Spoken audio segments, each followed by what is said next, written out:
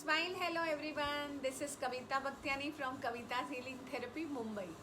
So today आज हम देखेंगे कि किस तरह से हम अपने हाथों में, मेरे हाथ जो मेरी body, my hands are similar to my body. My hands are Xerox copy of my body. My hand is remote control of my body. Right?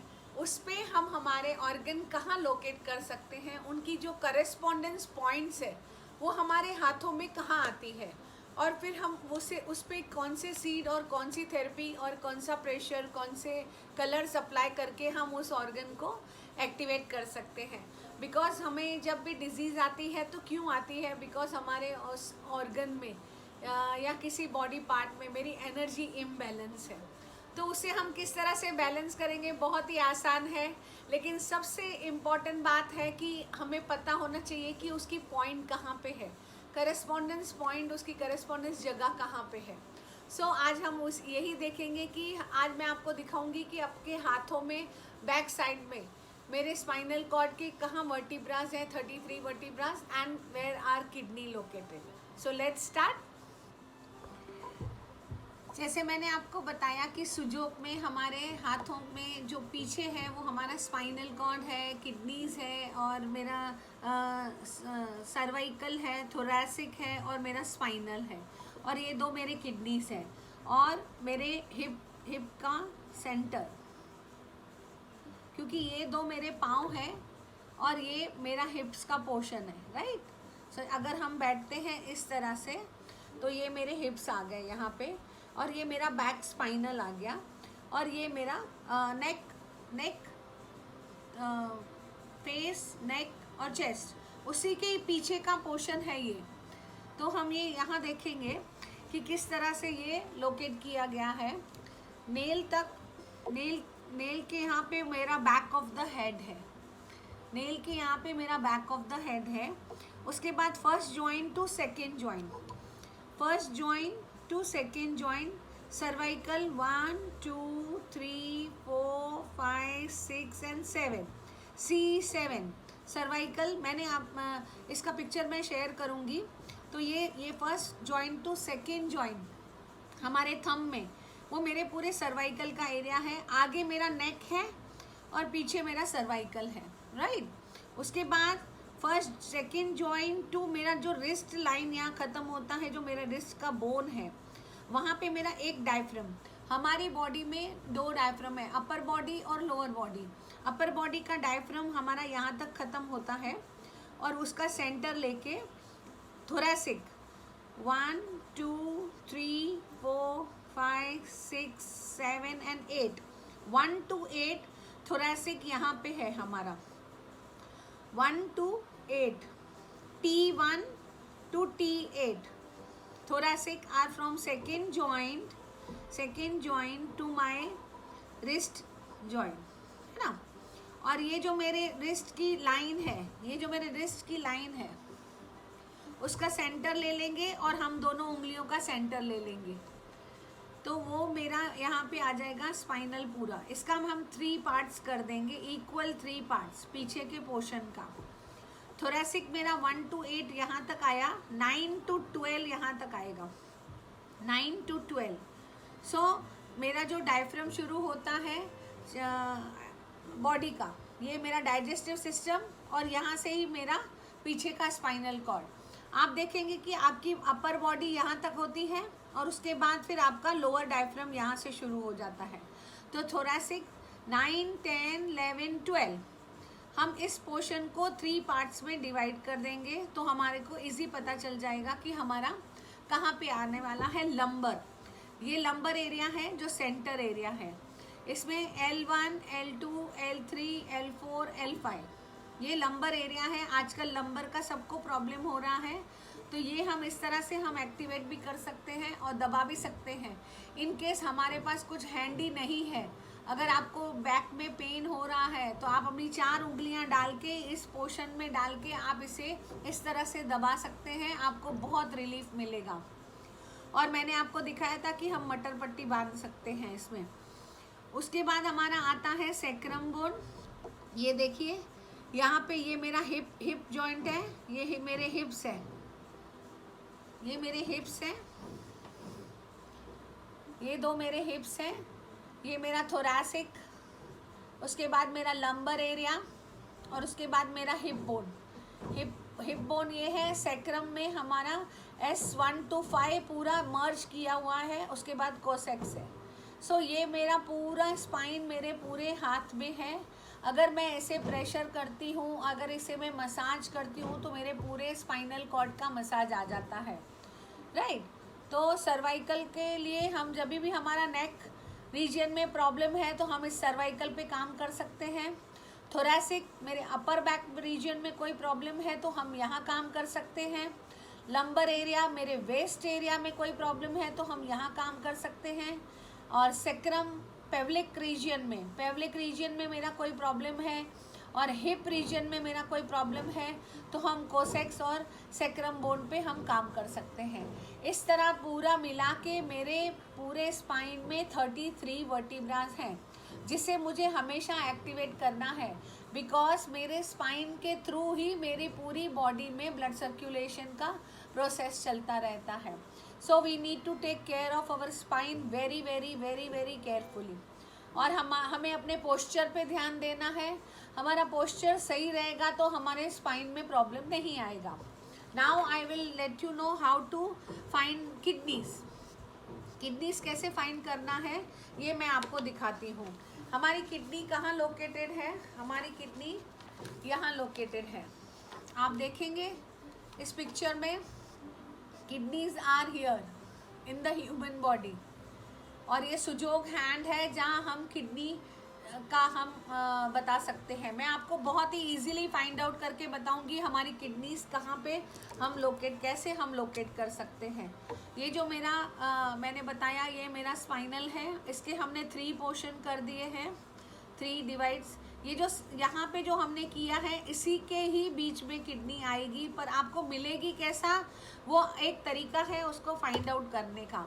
In 2 gap के बीच में अपनी उंगली डालनी है, जहाँ पे आके आपकी उंगली अटक जाए, यहाँ पे होल है, मतलब यहाँ पे कुछ अंदर डीप है। सो कुदरत ने बहुत अच्छे से हमारा शरीर बनाया है। ईश्वर ने हमें ये नेमत दी है कि किस तरह से हम चीज़ों को पहचान सकते हैं। इधर ही आपका आके हाथ, दोनों उंगलियां अंदर चली जाएंगी, and these are kidney points. इस किडनी पॉइंट्स को आप एक्टिवेट कर सकते हैं इस तरह से भी, बहुत इजीली एक्टिवेशन हो जाता है।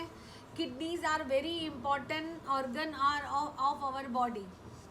किडनी के साथ हमारी बहुत सारी चीज़ें जुड़ी हुई हैं, और किडनीज को एक्टिवेट करने के बाद हम उस पर इस तरह से, ये किडनी बीन्स, क्योंकि उनकी शेप, उनका कलर बिल्कुल सेम है किडनी की तरह। ये जो किडनी बीन्स का जर्मिनेटिंग पार्ट रहता है, वो एक दूसरे को अपोज करना है, जहाँ से वो स्प्राउट निकलता है। तो हम इस तरह से लगाएंगे एक किडनी यहाँ पे, और ये हम रेगुलर बेस पे अगर लगाते हैं तो बहुत अच्छा इसका इफ़ेक्ट आता है। और आपकी किडनीज अगर मजबूत हैं तो आपको बहुत कम डिजीज़ हो सकते हैं, और नहीं भी हो सकते हैं।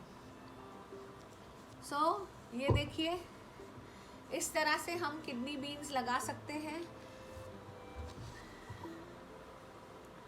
ये जो भी मैंने सीड्स दिखाए हुए हैं, किडनी बीन्स के हिसाब के उसकी शक्ल है। इसके लिए हम किडनी बीन्स यूज़ करते हैं किडनी को ट्रीटमेंट करने के। लंग्स को ट्रीट करने के लिए हम बकवीट सीड यूज़ करते हैं। बकवीट सीड क्या है? कुट्टू के सीड्स हैं। हार्ट के लिए हम एक तरह के सीड आते हैं जिनका शेप हार्ट के जैसा होता है, या तो हम उसमें ब्लैक पेपर भी यूज़ कर सकते हैं। आइज़ के लिए हम ब्लैक पेपर यूज़ करते हैं। पैनक्रियास के लिए हम लोग ग्रेप सीड्स, और द्राक्ष में सीड्स निकलते हैं, वो हम लगा सकते हैं। पैनक्रिया की शेप उसकी शेप के जैसी है। ब्रेन पॉइंट्स के लिए हम अखरोट को यूज़ कर सकते हैं। सो डिफरेंट काइंड्स की हम सीड्स यूज़ कर सकते हैं। और मेथी सीड तो यूनिवर्सल सीड है। सिर्फ सीड में ये ध्यान देना है, हमें बहुत अच्छी क्वालिटी का सीड इस्तेमाल करना है, डैमेज सीड इस्तेमाल नहीं करना है। और सीड एक बार यूज़ हो जाने के बाद हम उसे दोबारा यूज़ नहीं कर सकते हैं, हमें डिस्पोज ऑफ कर देना है। सीड लगाने के बाद हमारे पट्टी को पानी नहीं लगना चाहिए।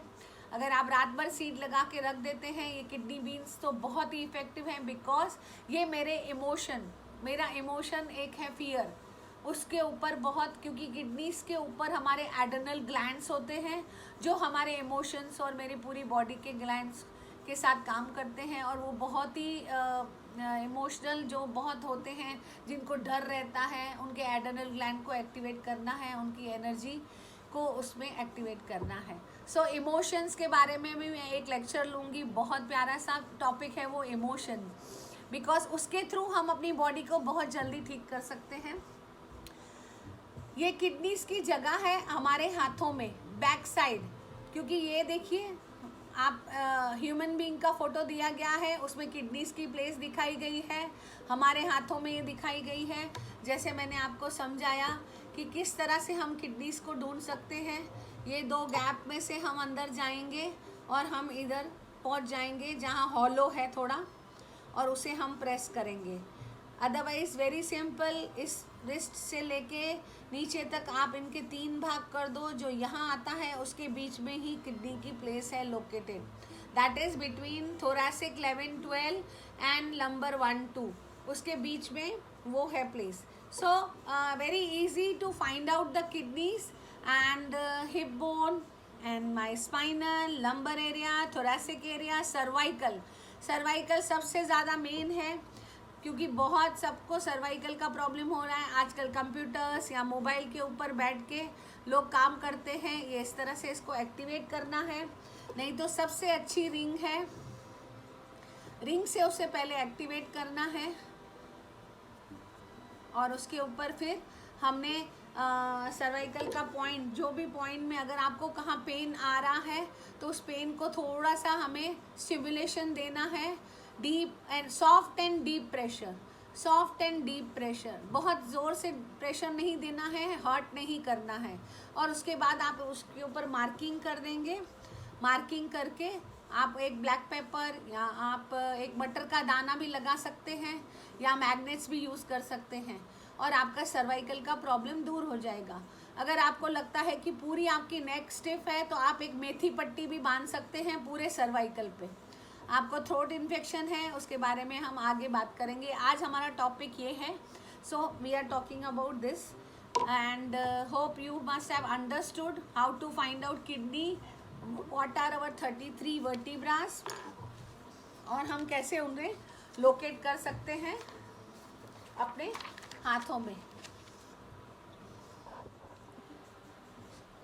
अपने पूरे स्पाइन को हमने एक्टिवेट करना है, इसे दबा के 4 उंगली यहाँ रखेंगे आप, और एक अंगूठा यहाँ रखेंगे, और इसे ऐसे दबाएंगे तो आपके कॉन्स्टिपेशन का भी प्रॉब्लम दूर होता है, और ये आपके स्पाइनल की एक्सरसाइज। जिनको भी कॉन्स्टिपेशन होता है उन्हें लोअर बैक में प्रॉब्लम होता है, और उनका लोअर बैक हमेशा स्टिफ रहता है।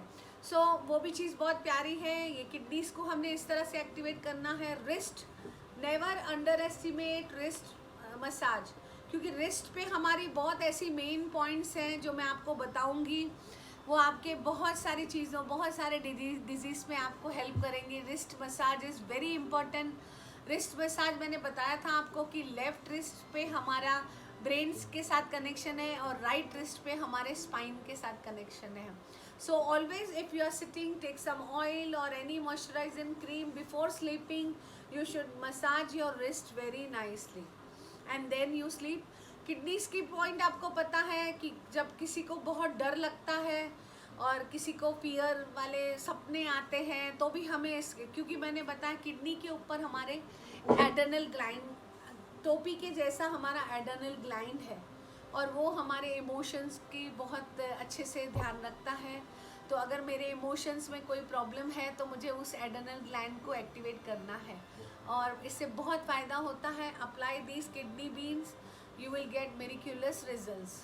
और एक चीज़ मैं आपके साथ शेयर करूँगी, आप ऐसा इस तरह से पेपर भी बना सकते हैं हैंड का, और you can practice the points, correspondence points on this paper, and so आपको पता चलेगा कि बराबर हमारे पॉइंट्स कहाँ पे हैं।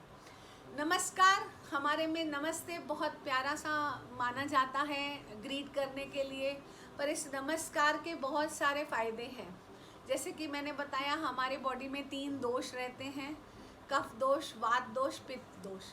तो वात दोष is connected with these fingers. When we match this, the Vata dosh get balance. And this is Pitta. Last finger is Pitta dosh. When we match this finger with this finger, our Pitta dosh get balanced. Kaf dosh, my ring finger.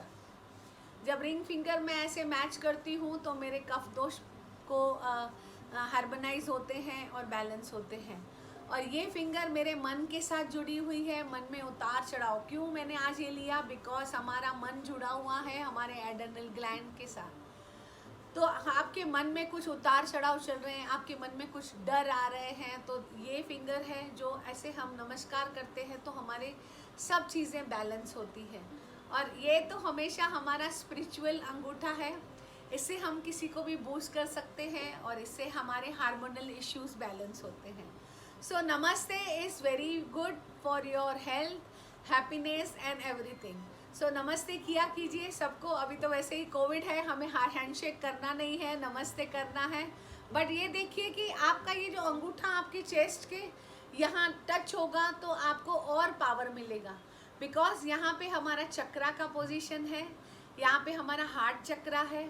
Heart जो मेरा बहुत ही दिन रात सुबह शाम काम करता है. हार्ट के बारे में भी मैं आपके साथ अच्छे से बात करूंगी जब हम इमोशंस पे आएंगे. फिलहाल के लिए हम करेस्पॉन्डेंस चीज़ के लिए बात कर रहे हैं. What is hand? Hand is xerox copy of my body. Hand is remote control of my body. Hand is similar to my body. So all my body's correspondence points are on my hand. जिस तरह TV को हम operate करते हैं remote control से, उसी तरह हम यहाँ पॉइंट्स लगा के हमारी बॉडी के ऑर्गन्स को ऑपरेट कर सकते हैं, एक्टिवेट कर सकते हैं. आप ये मत समझना कि अगर रिमोट कंट्रोल टूट जाए तो टीवी को कोई फ़र्क पड़ता है, नहीं. So this doesn't have any side effect. अगर मेरे रिमोट कंट्रोल में कुछ प्रॉब्लम होता है तो मेरी पूरी बॉडी में प्रॉब्लम हो, ऐसा बिल्कुल नहीं है. सो टीवी का रिमोट कंट्रोल ये है, पर रिमोट कंट्रोल से टीवी को कोई वो नहीं, नुकसान नहीं होने वाला है. So be careful and be happy. बिल्कुल एकदम निशंका, एनी डाउट, कोई भी डाउट लेके ये ट्रीटमेंट नहीं कीजिए. बिकॉज ये ट्रीटमेंट में कोई भी साइड इफ़ेक्ट नहीं है. 100% सेफ है. आपको 100% रिजल्ट भी मिलेगा अगर आप स्माइल के साथ ये ट्रीटमेंट करेंगे. So meet you in my next video. Till then, bye. Keep smiling. Happy learning.